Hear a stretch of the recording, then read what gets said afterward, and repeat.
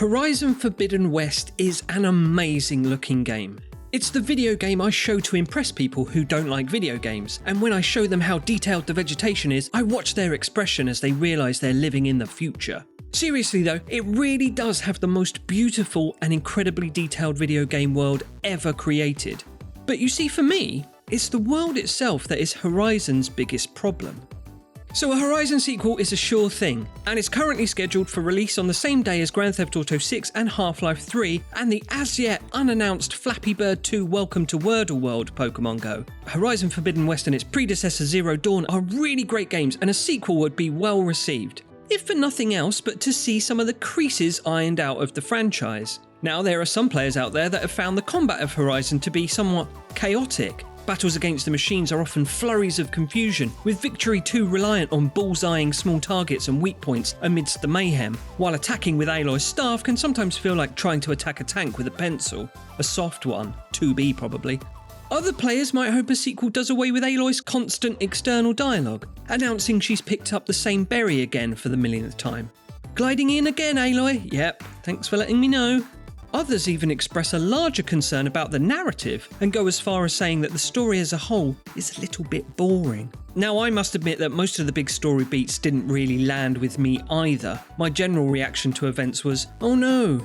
Anyway, but the overarching lore and mythology of the Horizon universe I find fascinating. Like Monster Hunter meets The Matrix, it's a cracking premise.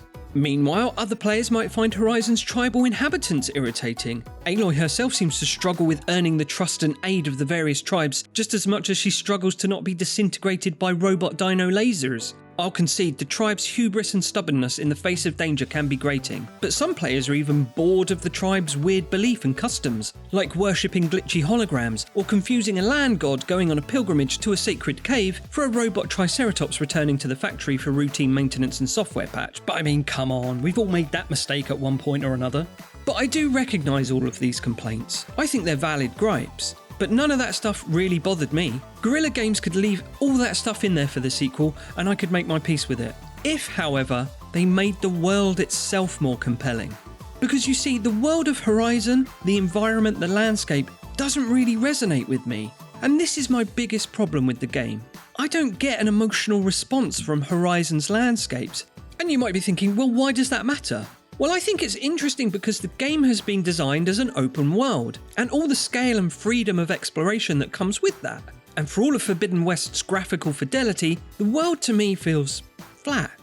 Now, you might think I sound absolutely mad for saying that, and I hear you. Oh my god, I've been really struggling to figure out what's wrong with me for not loving the world of Horizon. Yeah, believe me, I've been staring out of windows watching the rain fall. I've been going to church. I have. Yeah, it's a strong declaration, I totally get that. But you see, what I'm looking for from most open world games is a strong sense of place, an attachment to the virtual surroundings, an emotional response to the environment.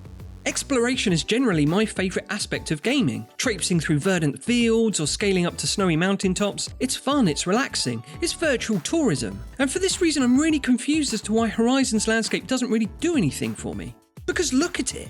It's gorgeous and vibrant and lush. It's peaceful and pleasant, if you ignore the killer robot dinosaurs. Horizon's world is so rich and exuberant, and the level of detail is staggering. Just look at that moss. And the sheer scale of it is intimidating. Even the map is the most detailed map I've ever seen in a video game. Trouble is, I struggle to remember most of these places.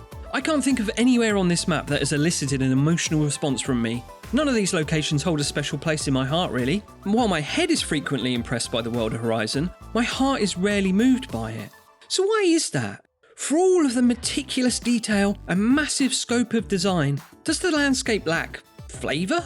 Like, could it be a visual style thing?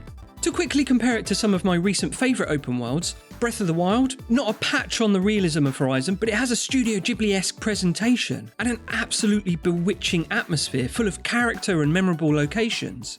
Red Dead Redemption 2 radiates a romantic, painterly warmth reminiscent of the Hudson River School art movement, the landscape equally idyllic and foreboding. Same for the remote peninsula of Shadow of the Colossus, really intense light and dramatic skies, its peaks and valleys sublime and haunting.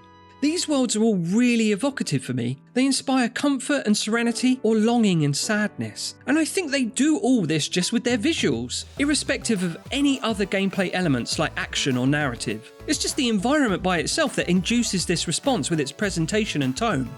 Case in point, Cyberpunk's Night City. Now that was a game world I wanted to explore, and an environment I wanted to spend time in, even putting up with the clusterfudge of jank that the rest of the game on top of it was at the time. I don't think I could say the same of Horizon. I wouldn't recommend the game to someone on the strength of the world alone. I think if you were to ignore your quest journal, you'd get bored very quickly. So what's the deal with Horizon then? Despite its magnificence in design and detail, why don't I get any of those juicy feels from the world? And not only that, why don't I have any desire to explore its landscape for the sake of it? Those previous games I mentioned, their worlds all gave me a really strong impression that exploration would be rewarded with discovery. Even though Horizon is littered with audio logs, data files, projections of the past, tribal politics, and Aloy's own commentary, I'm still not compelled to explore beyond the critical path. Maybe it's because there is so much stuff in Horizon. It's very busy with content that you don't really need to go looking for it. As opposed to something like Breath of the Wild, where memories and visions have to be actively sought out. Where in Horizon, there's no real reason to visit other areas early or deviate from the main quest path. And generally exploration isn't rewarded in any meaningful way anyway. Well, beyond XP. But nothing quite as rich as enhancing your character through finding and bathing in Ghost of Tsushima's health-boosting hot springs, or similarly, finding and solving shrine puzzles in Breath of the Wild. Now again, you might think I sound insane. You might find the world of Horizon utterly engrossing, admiring every corner and spending hours in photo mode, and that's awesome, and I was with you for a little bit. But after the initial impact of the amazing graphics wore off, I just found myself wanting to move on, not lingering anywhere really, and not exploring for fun. And so for me, that's what I'd really like to see from the next Horizon. Another beautiful world, absolutely, but one that's more dynamic and with a potent atmosphere, a stronger tone in the world that sets out to induce strong emotions from the player. So what could I suggest? Fear is a pretty easy response to elicit from players. What about if the world was more dangerous? Currently the only feeling of dread comes from unwittingly running into a machine's territory and getting aggro, and then just running back out again. And mostly, open world threats can be avoided by just going around enemy territory. But what if enemies were free range, void of the confines of their territory? Thunderjaws don't currently descend on you out of nowhere like Skyrim's dragons do, but it might heighten the drama of exploring the wilds, and subsequently the relief of making it safely back to shelter if you have to escape the jaws of free-roaming robots. All good open worlds have to have a terrifying encounter. Breath of the Wild's got its guardians, Red Dead's got its bears and cougars. And also, Aloy's a bit too cocky and self-assured lately. She needs a good challenge. So how about this? Now, cover your ears if you haven't reached the end of Forbidden West. But what if Nemesis was portrayed in the next game the same way as Mr. X from Resident Evil 2, or Nemesis from Resident Evil 3 even? You could be happily exploring and then suddenly you see this AI monstrosity in the distance rumbling towards you, and so you have to hide in the mud to avoid detection, just like in Predator or something. Look, I'm just spitballing here. Maybe the machines go mental at night and so nighttime becomes extra dangerous. I don't know. What else? How about throwing some physics and some chemistry in the mix? Machines knocking down trees and starting fires, electrifying bodies of water, mechanics that might encourage more emergent gameplay situations, and systems that mingle with one another. And I think more immersion-enhancing ways of interacting with the world would be nice. Like sitting and eating, high-fiving fellow tribesmen, meditating on the edge of a cliff and writing a poem. You know how players seem so keen to pet the animals in games? Well, I think it speaks to a larger desire of wanting to be able to interact with the world instead of being forced to be indifferent to it. Not being an observer of the world, but an active participant. Because at the minute, the only way to interact with the environment is to kill the animals and make them into bags or whatever. So yeah, I think, amazing visuals can't captivate by themselves. There needs to be sprinklings of other things in there. But I'm not sure any of these suggestions will help accomplish the effect I desire, but hopefully you get my gist. I know Guerrilla can do it, they're absolute wizards, and Horizon is a fantastic game. The world looks amazing, but yeah, well, what do I know? I'm just another arse candle talking nonsense on the internet about things I don't really know anything about. Like and subscribe.